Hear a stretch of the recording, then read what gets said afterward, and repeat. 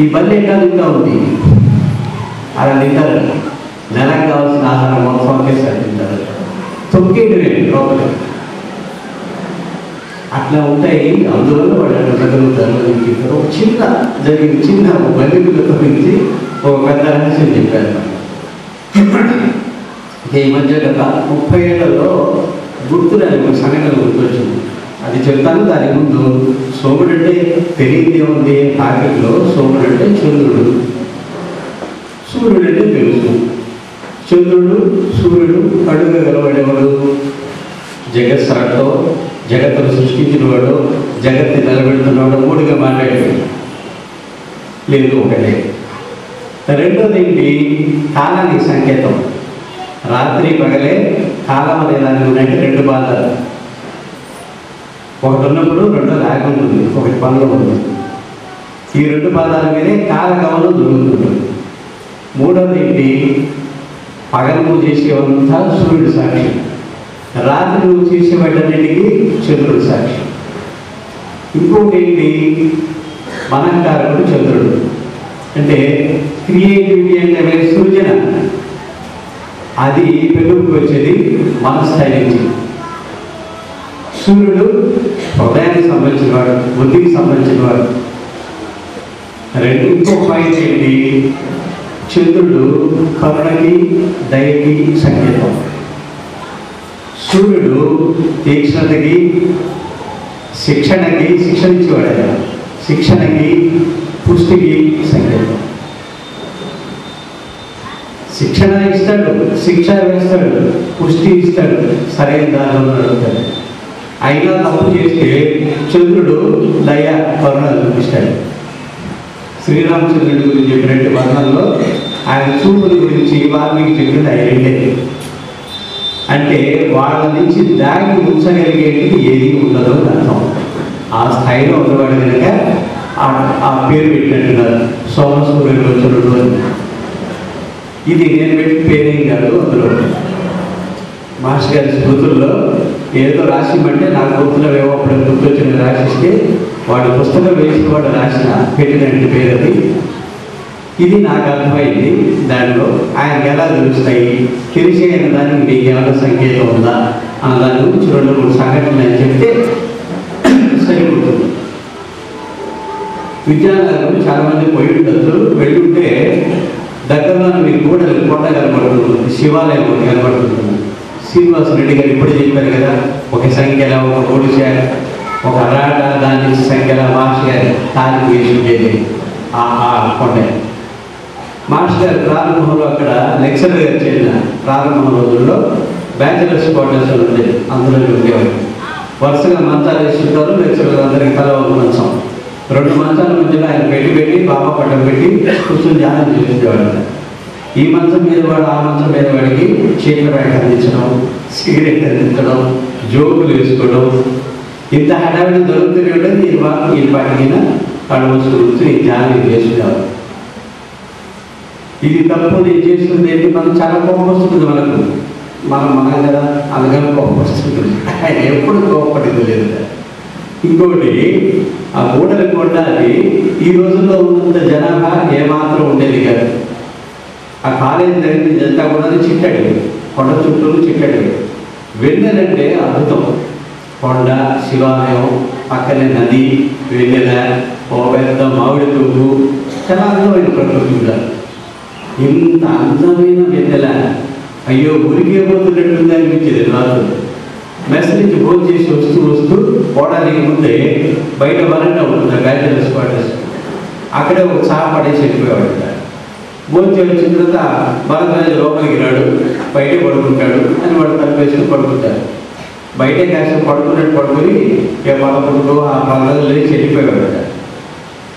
పావులు, జరులు, తేళ్ళు అన్నీ ఉంటాయి, విషాలు, పురుగులన్నీ ఉంటాయి. అక్కడంతా తెల్లవారు 4:30 దాకా తిరిగేవాడు. ఆ కొండ చుట్టూనో అడుగులోనో ఒంటరిగా భయం వేసేది కాదు సార్. అంటే చాలేది కాదు, అంత ఆనందం ఉండేది. ఒక్కోసారి ఎక్కడ కూర్చుని పోతే కడుగు మూసుకుని కడుగు తెలుసుకున్నాం, ఎంత టైం గడిచిపోయేదో తెచ్చేది కదా సార్. అది చెప్తూ ఇంకొక విషయం కూడా చెప్పారు. అది కొండ లోపలంతా రాయి కాదు, బోరు. గుహలు ఉన్నాయి. చాలామంది తపస్సులు ఇప్పటికీ ఉన్నారు. ఆ సంగమంలో స్నానం చేసి ఆ కొండలో కూడా కనబడింది అని. కనబడిందా సార్? అవును. నాకు 8 ఏళ్ళు 10 ఏళ్ళ వయసులో మా పెద్దలు ఒక ఆయన సన్యాసి ఒక ఆయన ఉండేవారు. ఆయన మేము ఉన్న ప్రాంతాలు కొత్తపాడలు ఉండేవాడు. అక్కడికి వచ్చినప్పుడు ఆయన సంగమం అంత దూరం నడిచి వచ్చి స్నానం చేసి వచ్చేవాడు. తెల్లవారులో వెళ్ళిపోయి స్నానం చేసి ఆయన అదే చెప్తున్నారు. చిన్నప్పుడు చాలామంది ఋషులు ఉన్నారు. తాటి చెట్టు అంత ఎత్తుంటారు. ఒక్కొక్కడు ఆ కొండలోకి వెళ్తుంటారు. చూశాను నేను, నాకు కనబడ్డాలని చెప్పాడు. మళ్ళీ అదే విషయం చెప్పింది మాస్టర్ గారు.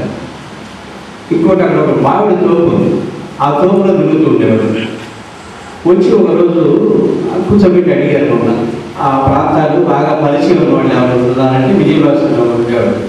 మా నాయనకి బాగా పరిచయం ఉన్నారు సార్. అయితే ఒక విషయం కలుగుతుందా, అక్కడ కొన్ని ఏళ్ళకి ఒక 25 ఏళ్ళు 40 ఏళ్ళు అయినా అయిండొచ్చు బహుశా, నేను టైం చెప్పలేను. ఎవరినైనా ఒక సాగుని హత్య చేశారు ఆ తోటలో కొనలో. ఏమి సార్ ఏమంటే ముందు కలుగుతురా చెప్తారు అని.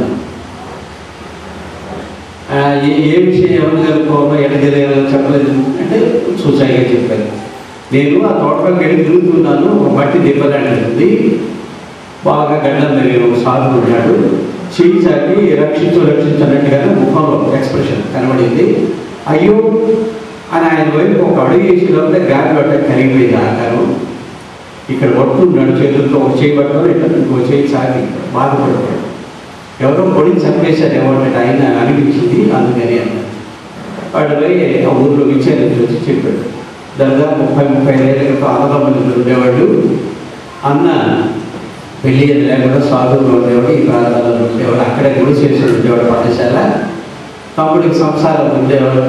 అతనికి భోజనం వెళ్ళి సప్లై చేసుకునేవాడు. వాళ్ళకి కొంతకాలం అయిన తర్వాత ఆయన ఆస్తి కూడా మనం కొట్టేయాలంటే ఏం చేయాలని ఆలోచించి, ఇది సాధువు గారికి అడిగితే ఏంటుంటుందో ఏమిటో అని ఆలోచించి మరి ఎవరు సంభాషణ జరిగేమో తెలియదు.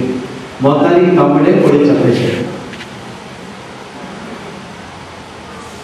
ఇది సోమసూర్యులు వచ్చిన ఉదాహరణ చెప్పింది. ఆయనకి ఉడికే ఒక దృశ్యంలాగా కనిపించింది. నిజంగా అంతకుముందు జరిగిన విషయం. ఇంకోటి ఆయన వినయం బాహ్యంగా వ్యక్తులకు దొరకకుండా ఉండడానికి కావాల్సినది వినయం ఉంది. అది చాలామంది మనలాంటి వాళ్ళు చూసిన వాళ్ళని కానీ అందరం మోసపోవడానికి బాగా ఉపయోగపడింది. క్యామోఫ్లేజ్ కన్సీల్మెంట్ అంటారు. 30 ఏళ్ళ తర్వాత గుర్తొచ్చింది నాకు. కొత్తపాడని సాయిరామతంలో చదువుతారు. పక్క గ్రామం 3 కిలోమీటర్లు ఉంటుంది. చిన్నప్పుడు అక్కడే ఉండేవాడు మేము. ఆ ఊరి నుంచి వచ్చేవాడు, సత్సంగానికి వచ్చేవాడు. చాలా పెద్ద గుంపే ఉన్నారు. ఒకసారి వాళ్ళు ఏం చేశారంటే ఒక సాధువు గారు తీసుకొచ్చారు మాస్టర్ గారు. ఆయన ఇప్పుడు పెంచుల క్షేత్రం ఉంది. ఆ క్షేత్రం చాలా ఆనందపడిపోయారు. మాస్టర్ గారు చూసి వెతుక్కుంటే అక్కడ తూర్పుగోదావరి జిల్లా నుంచి వచ్చామని చెప్పారు. నాకు గుర్తున్నంత వరకు మాటలో పడి 9:30 అయిపోయింది. మాస్టర్ గారు కాక నేనున్నాను, ఇంకో దుర్మార్గపు మిత్రుడు ఉన్నాడు ఒకటి చెప్తారు. ఎవరు ఆకలి చెప్తారు. అతను మాత్రం మధ్యలో లేచి వెళ్ళాడు. 6 గంటల తర్వాత వచ్చాడు, కూర్చున్నాడు. అంతా అయిపోయింది. 9:45 ఎంత అయిపోయింది. అప్పుడు మాస్టర్ గారి గుర్తొచ్చింది. ఒకసారి ఇంటికి వెళ్ళి భోజనం ఉంటుందేమో కొనుక్కురాలని అడిగి అలా వెళ్ళిపోతే మొత్తం ఖాళీ, ఏం లేదు. చేసి పెట్టమంటే చేసి పెట్టాలా మా అక్క రుక్కు వచ్చి చెప్పారు.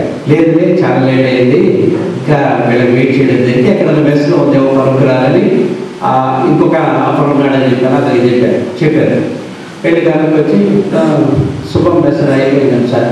మరి ఆ మెస్లో కనుక్కున్నావా? మళ్ళీ వెళ్ళాడు, మళ్ళీ కనుక్కొచ్చాడు. అయిపోయిందని సార్. ఇంకో మెస్ చెప్పారు, వెళ్ళాడు, కనుక్కున్నాడు, వచ్చాడు, చెప్పాడు, అయిపోయిందని సార్. వీళ్ళు భోజన సంగతి ఆలోచించలేదే నేను అన్నాను. నేను ఆలోచించాను సార్, నేను పోయి వంట చేసి పెట్టేది వచ్చాను. ఆ మాట ముందు చెప్పచ్చు కదరా. మెస్ పోయి కనుక్కురమ్మంటే కనుక్కొచ్చావుగా. మీరు ఒక మెస్ పోయి కనుక్కురమ్మన్నారు సార్, కనుక్కొచ్చారు. ఇప్పుడు కదా సార్ భోజన సంగతి అడిగారు. దేవయ్య సైలెంట్ దుర్మార్గుడు. నాకు ఇప్పటికీ అది షాకి. మనకి ఎప్పుడు అట్టుంటుంది, అంతా హడావిడి. సైలెంట్గా పోయి వంట చేసి వచ్చేసేట మళ్ళీ దొరకదు కదా అండి. మరి ఎందుకు రమ్మాయి నచ్చిపోయి కనుక్కురమ్మంటే కనుక్కొచ్చాడు. నేను చెప్పాను చేయడం అంతే.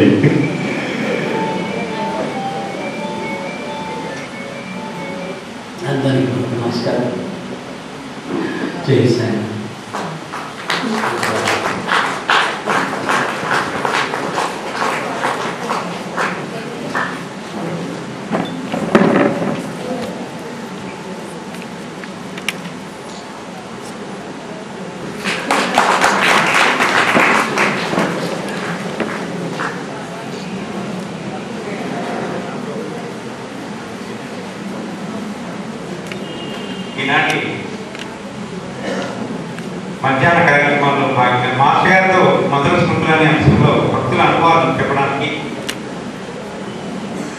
ఆ అనుభవాన్ని అంతా పంచుకోవడానికి ఇక్కడికి సోదర సభ్యులు చేస్తున్నారు. మొదట శ్రీ ఎం రామచంద్రరావు ఏలూరు, శ్రీ ఎం రామచంద్రరావు ఏలూరు వారిని సవినయంగా వేదికపైకి ఆహ్వానిస్తున్నాను. వారి అనుభవాలను మనతో పంచుకోవాల్సిందిగా మనతో తరఫున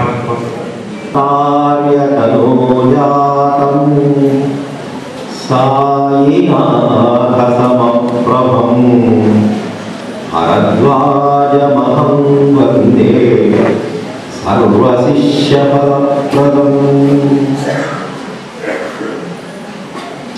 అనంతార్యతనోజాతం సాయినాథసమప్రభం ఉజ్జిమాం వాసుతం వందే సర్వభక్తవరప్రదం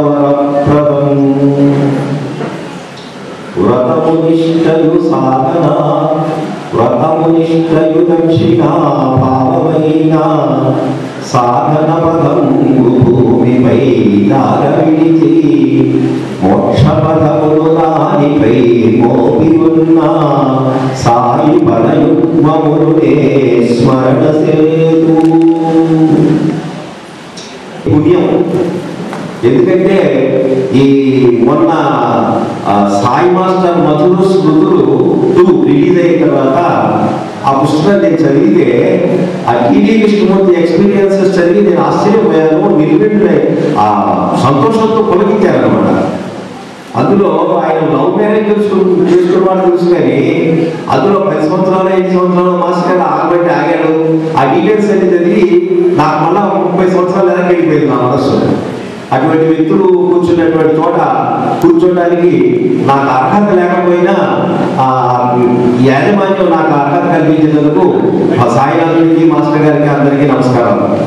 తర్వాత మాస్టర్ గారితో నాకు ఉండేటువంటి అనుభవాలు చాలా గొప్పవి కాకపోయినా నాకు తెలిసింది కొన్ని మాత్రం చెప్పడానికి ప్రయత్నం చేస్తాను.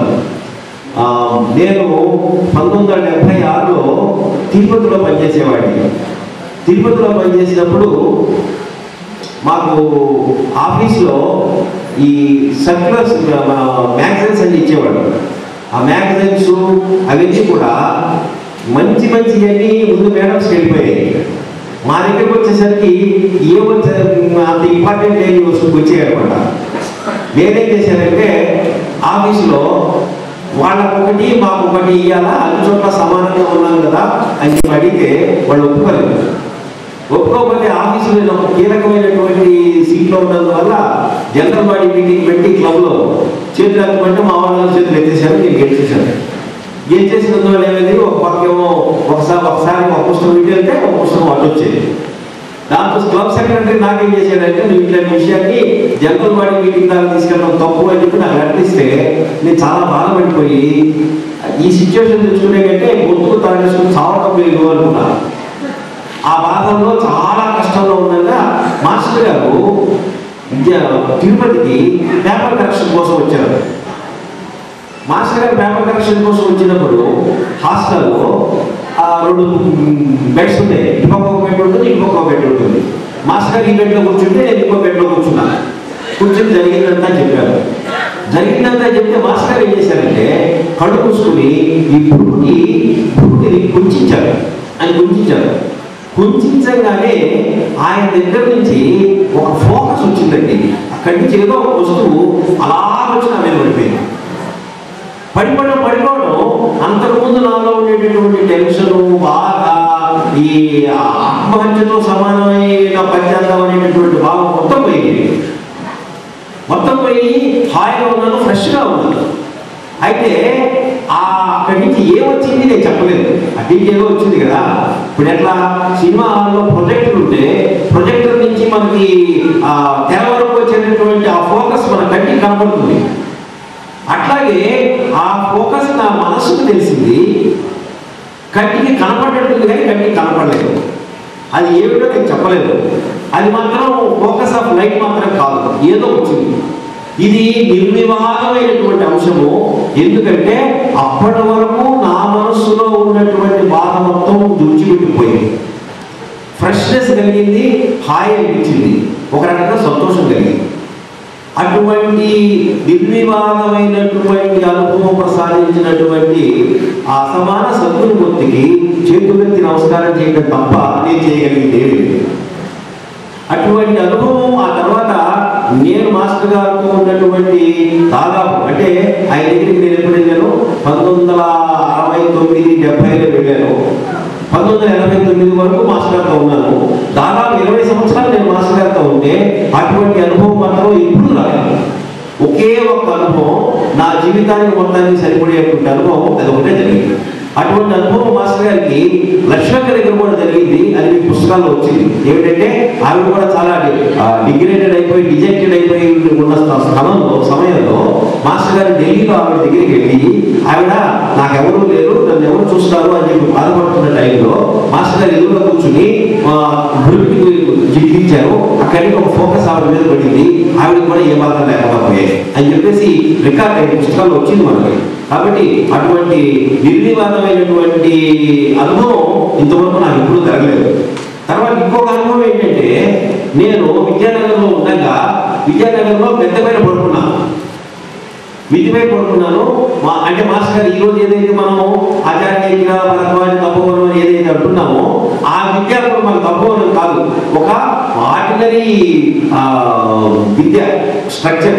దానిపై పడుకున్నాము. మెట్లుంటే మెట్లపైకి పడుకున్నాము. మార్నింగ్ నిద్ర నేను దిగుతున్నాను. మాస్టర్ గారు పైకి ఎక్కుతున్నారు అనుకుంటా, లేకపోతే మాస్టర్ గారు దిగుతున్నారు, నేను పైకి ఎక్కుతున్నాను. మాస్టర్ గారు కింద దిగుతున్నారు, నేను మిద్దిపై నుంచి నేను కిందకి దిగేవాడిని, మన పైకి ఎక్కుతున్నాను. మాస్టర్ గారు ఎదురుపడ్డారు. ఎదురుపడేసరికి ఎట్లా ఉందంటే ఒక్కసారి ఆ మాస్టర్ గారి యొక్క ఈ గడ్డము, ఇంటికి వచ్చిన గడ్డము, ఇంటికి కిందకు వచ్చిన గడ్డము, అప్పుడు బాగా పెరుగుతున్నట్టు జుట్టు చూస్తే ఒక నరసింహస్వామి లాగా ఉన్నారు. నరసింహస్వామి లాగా ఉండటం కాకుండా నరసింహస్వామి అనిపించారు. నరసింహస్వామి అనిపించినప్పుడు ఇందాక టీటీ కృష్ణమూర్తి గారు చెప్పినట్టుగా ఆ సింహాన్ని చూసి ఆయన ఎట్లా భయపడ్డాడో ఈ సింహాన్ని చూసి నేను భయపడ్డాను. ఆయన మాస్టర్ గారే మనిషిని చూసి నేను భయపడాల్సిన అవసరం ఏముంది? ఆయన నేను ఎన్ని కష్టాలు పెట్టినా ఓర్చుకుని ప్రేమగా ఉన్న వ్యక్తి, ఆయన చూసి నేను భయపడాల్సిన అవసరం లేదంటే ఇంగిత జ్ఞానం ఆ సమయంలో లేకుండా పోయింది. కింద ఇంటికి వచ్చిన మాస్టర్ గారు చెప్పాను, సార్ ఇందాక మనం చూస్తే నరసింహస్వామిలాగా కనపడ్డారు, సింహం తలకాయ, ఆ జుట్టంతా కూడా ఈ గడ్డమంతా జూల్లాగా ఉంది, ఈ పైన జుట్టు కాస్త అది ఒక జూల్లాగా ఉంది సార్ అని చెప్తే ఆ టైంలో నీ మనసులో ఏం ఆలోచన ఉందో నాకు చెప్తే బాగుండేది కదా అన్నారు. అంటే మన మనస్సులో ఏ ఆలోచన ఉంటే ఆ ఆలోచనగా కనిపిస్తారన్నమాట. ఇది చాలాసార్లు మన శ్రీనివాస రెడ్డి కూడా చెప్పాడు. ఆయన మాస్టర్ గారు పడుకునే రూమ్లోకి వెళ్తే అక్కడ సాయినాథుడు కనిపించాడని చెప్పారు. తర్వాత మాస్టర్ గారు సత్సంగ రూమ్లో రామకృష్ణారెడ్డికి సాయినాథుడు ప్రత్యక్షంగా కనిపించి మాట్లాడారు, సంభాషణ జరిగింది. ఆయనకి సాయినాథుడు చెప్పారు రామకృష్ణారెడ్డికి జన్మ జన్మలకి తోడుని కాపాడతానని చెప్పారు. ఇద్దరు మనుషులు మాట్లాడుతున్నట్టు జరిగింది. అది ఈరోజు నేను నమ్మలేదు. అది నేను 2007లో కడప నుంచి ఎదురు వచ్చేటప్పుడు రామకృష్ణారెడ్డి దొరికాడు. ఈ మధ్యలో దాదాపు ఒక 30 సంవత్సరాలు అతను అయిపోయాడు, ఎక్కడ అడ్రస్ లేకుండా పోయాడు. అంటే బాగా ఫుల్గా తాగేసి పాలిటిక్స్లో తిరిగి హార్ట్ పెయిన్ తెచ్చుకొని హార్ట్ ఆపరేషన్ చేసుకుని అన్ని వదిలేసి కూర్చున్నాడు అన్నమాట. అప్పుడు అడిగాను, ఏమైనా సాయిబాబా దగ్గరికి రాదా, నేను కడప నుంచి వెళ్ళిపోతున్నాను, నీకు మాస్టర్ గారితో మాస్టర్ గారి రూమ్లో పడుకుండగా నీకు సాయినాథుడు స్వయంగా మాట్లాడారు కదా, సత్సంగం చేయరాదంటే అతను చెప్పాడు, నేను అన్నీ వదిలేశానండి, నేను సత్సంగం చేయలేండి అని చెప్పాడు. అంటే మా సాయినాథుడు జన్మ జన్మలకి దగ్గరుండి కాపాడతాను అన్న విషయం చెప్పిన వ్యక్తి ఆ రోజు ఆస్తికుడిగా ఉన్నాడు, తర్వాత నాస్తికుడిగా మారాడు అన్నమాట. సాయినాథుడు జన్మ జన్మలకి అనేటువంటి క్లాస్ ఎందుకు ఉపయోగించారో ఆ టైంలో నాకు తెలిసింది. అది విషయం. అట్లాగే మాస్టర్ గారు ఇంకొకసారి తిరుపతి వచ్చారు, స్పాట్ రైల్వేషన్కి వచ్చారు. అప్పుడు నేను 76 నుంచి 79 దాకా నేను తిరుపతిలో పనిచేశానండి. అప్పుడు మాస్టర్ గారు అదే ఇంకో పక్కన మంచం మీద కూర్చున్నారు, నేను ఈ పక్క మంచం మీద కూర్చున్నాను. అప్పుడు నేను సాధన చేస్తున్నాను, సాధన చేయటం లేదు, అటు ఇటు కాకుండా ఉన్న పరిస్థితి. సాధన మాత్రం ఇప్పుడు వదిలిపెట్టిందిలే, కానీ ఇప్పుడు వదిలిపెట్టి అప్పుడప్పుడు వదిలిపెడుతున్న మాట మాత్రం నిజమే. ఆ టైంలో సాధన చేస్తున్నాను, చేయకుండా ఉన్న పరిస్థితిలో మాస్టర్ గారు ఎదురుగా ఉన్నారు. ఎదురుగా ఉన్నప్పుడు ఆ మాస్టర్ చూశాను, చూడగానే భయం వేసింది. మళ్ళా సేమ్ నరసింహస్వామి, ఇటుపక్క ఇటుపక్క ఒక జూలు, కింద జూలు, పైన జూలు. అసలు నాకేమన్నా కళ్ళు ఏమన్నా పోయినాయా అనిపించింది అన్నమాట. అక్కడి నుంచి సింహం మీద వచ్చి మీద పడిపోతా ఉందండి. పట్టపగలు అందరు మనుషులు ఉన్నారు. హాస్టల్లో కొన్ని వందల మంది ఉన్నారు. అంతవరకు అక్కడ కూర్చున్నారు. ఉన్నట్టు అనిపించింది, నాకు భయపేసింది. అట్లా మాస్టర్ గారు 2 సార్లు నాకు నరసింహస్వామిగా కనిపించారు. ఒక్కసారి ఆయన దగ్గర నుంచి ఫోకస్ వచ్చింది. నరసింహస్వామిగా కనిపించిన దానికి నా దగ్గర ప్రూఫ్ లేదు. నా భయము ఇది సింహం కనపడటం ఒకటే ప్రూఫ్, కానీ ఇంకా దానికి ఆ సబ్జెక్టివ్ ప్రూఫే కానీ ఆబ్జెక్టివ్ ప్రూఫ్ ఏం లేదు. కానీ మాస్టర్ గారి దగ్గర నుంచి ఫోకస్ వచ్చి నేను ఆల్రైట్ అవడానికి మాత్రం ప్రూఫ్ ఏంటంటే నాలో ఉండేటటువంటి అన్ని బాధలు పోయి నేను ఆనందంగా తయారయ్యాను. ఎవరి సన్నిధిలో మనకు ఆనందం జరుగుతుందో ఆయన సద్గురువు కాబట్టి అటువంటి అనుభవాన్ని మాస్టర్ గారు నాకు ఇచ్చారు. తర్వాత ఇంకొక విషయం ఏంటంటే నేను 73, 74, 75 ఆ ప్రాంతంలో నేను 1970 నుంచి 73 దాకా నేను విద్యానగర్లో ఉన్నాను. అప్పుడు మాస్టర్ గారు మనకి ఈ ఫోటో ఉండేదానికి ఆ రూమ్ ఉండేది. ఆ రూమ్ ముందు కూర్చునేవాడు.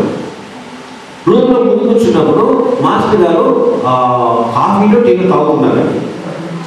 ఒక గ్లాస్ తీసుకున్నాను, తాగుతున్నాను. నేను పోయి నమస్కారం పెట్టాను, పక్కన ఉన్నాను. నేను మాట్లాడతాము ఏదో ఒకటి అనుకున్నాను నేను. అప్పుడు మాస్టర్ గారికి మాకు దేవుడు కాదు, మాస్టర్ గారు రక్త మాంసంలో ఉన్నటువంటి ఒక మనిషి మాత్రమే. టీ తాగుతున్నాను, నేను ఏదైనా మాట్లాడతామని వెళ్ళాను. ఆయన ఏం చేశాను, ఇంకో గ్లాస్ తెప్పించాను.